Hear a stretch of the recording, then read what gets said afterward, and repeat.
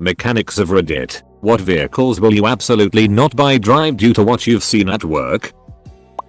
Control F Toyota. Oh thank Christ. I own a frame and suspension shop. Answer, Dodge. By the end of this thread, we're gonna recommend to not use cars.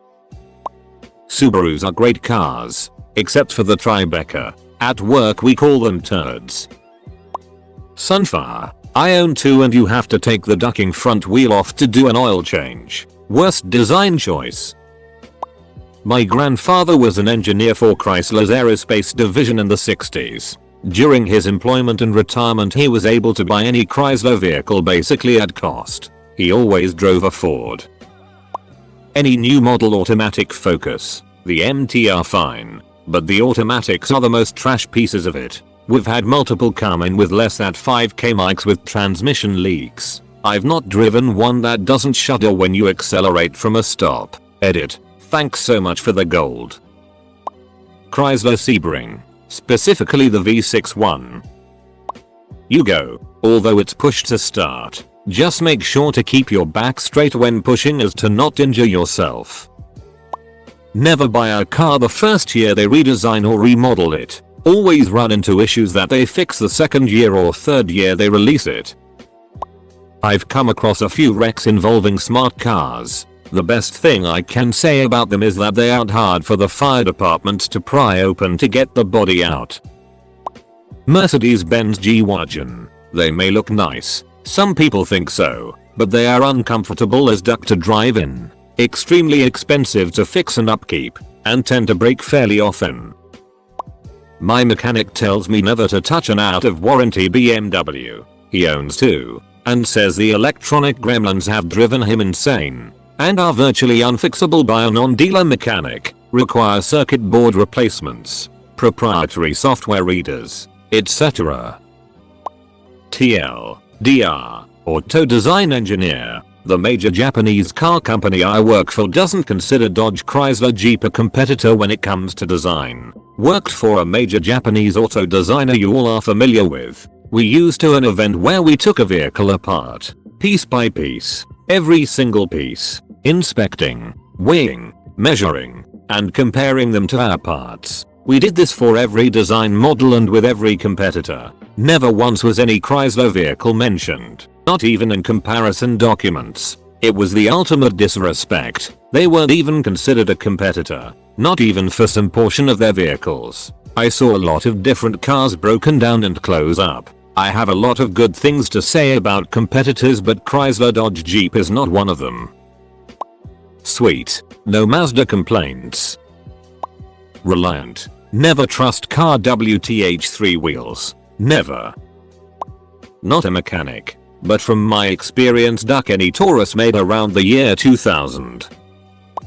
All the comments say Dodge. What is it about Dodge? Is it all Dodge vehicles? I thought their trucks were supposed to be pretty reliable.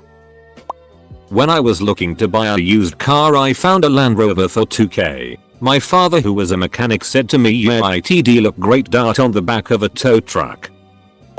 Everyone laughed when I bought my Kia, but I don't see it listed here. Although, the thread is still early, I'll be back to check later. Then, most likely, cry at the results.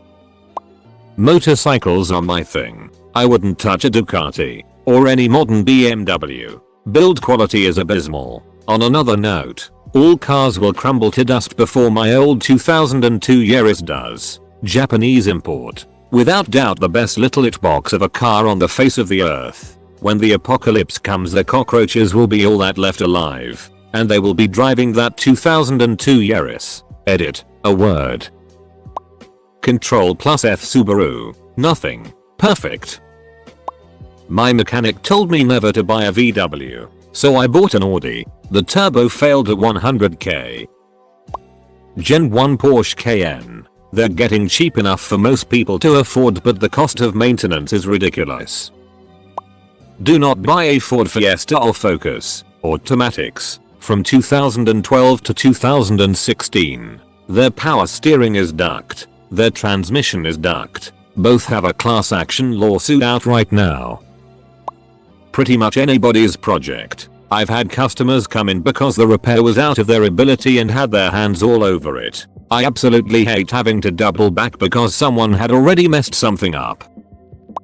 I have a love-hate relationship with my old LR Discovery 1. More than capable but stupid, it broke. What made me get rid of it? Ducking door handles. Couldn't get dealer replacements and used were going over $300 a set. Made me say duck it and I junked it.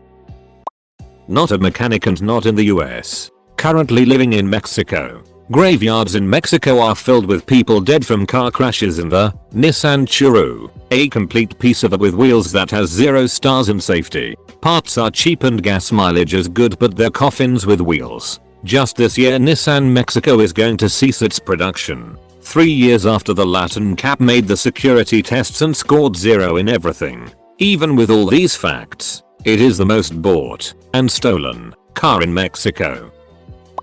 A cheap Escort or a brown probe? Buy Asian. Seems to be the takeaway from this thread. Guys, I was going to look at a Dodge this weekend. Guess I dodged a bullet. Dodge Grand Caravan. 60k miles on it and I've replaced the rear brakes 5 times and it already has a misfire. No one said Jaguar. Are they actually nice and reliable cars? Excluding the E and F type, they're just gorgeous. According to a BMW mechanic I work out with, BMW, at least in the US, I'd imagine they may be a bit more affordable in Europe. From what I've gathered they're like Beats headphones. Mercedes-Benz are going to put my kid through college. Every part is artificially inflated and I have a theory that every job takes some duct specialty tool just so you have be at the dealer or a German shop. Also any Cadillac with the North Star V8. Just duck no. Also Dodge. New ones are piles and old ones will run for 400k but the body is going to rust off the frame by 100k. Claims adjuster. I've seen more than a handful of Hondas, Civic and Accord hit a deer full speed and still be able to drive them to a safe location. Solid. Edit. Holy crap. Nearly 25k upvotes. I had no idea Honda had so many fans. My dad's a mechanic and he says Volkswagen New Beetles. My first car was a Volkswagen New Beetle. Needed a new radiator? Guess the whole front end is coming off. Again. Edit. Apparently this pertains to all VWs. Get your it together Volkswagen. My roommate had a 2001 Honda Accord that he's been driving since high school, but was able to get a 10-year-old BMW that mostly sat in the garage in the will from his grandmother. He was stoked. He's not stoked anymore. He's had it less than a year and already sunk about $6 grand into repairs, with many more non-critical things needing work as well. He said apparently every single part of this car is attached directly to the engine, because every time it's worked on, they need to take the engine out. He's going to sell it and get another Honda Accord. Edit. Maybe it was an 2001 Acura LTTL. Those two cars, Acura LTTL and Honda Accord, are literally exactly the same car. Honda owns Acura, just different badges. Can't remember which one he had. Doesn't really matter.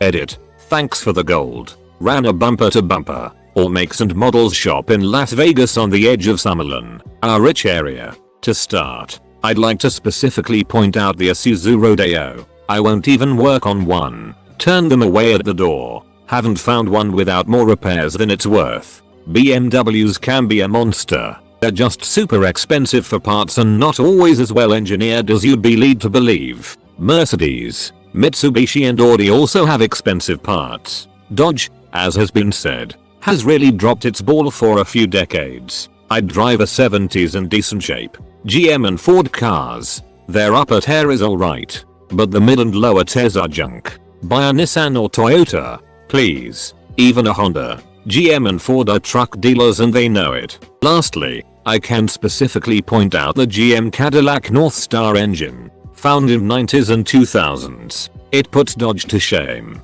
Leaks from every seal, and the starter motor, an otherwise common part, is located in the valley of the engine, literally the center of the motor, under the lower intake manifold. I think the book time is like 6 or 8 hours. Most starters are closer to 1 hour labor. The 90s even have a liquid cooled alternator. You know, like the new age liquid cool PCs? Let's run our water into our electronics, except car engines get much hotter, vibrate non-stop and are expected to go further than your PC.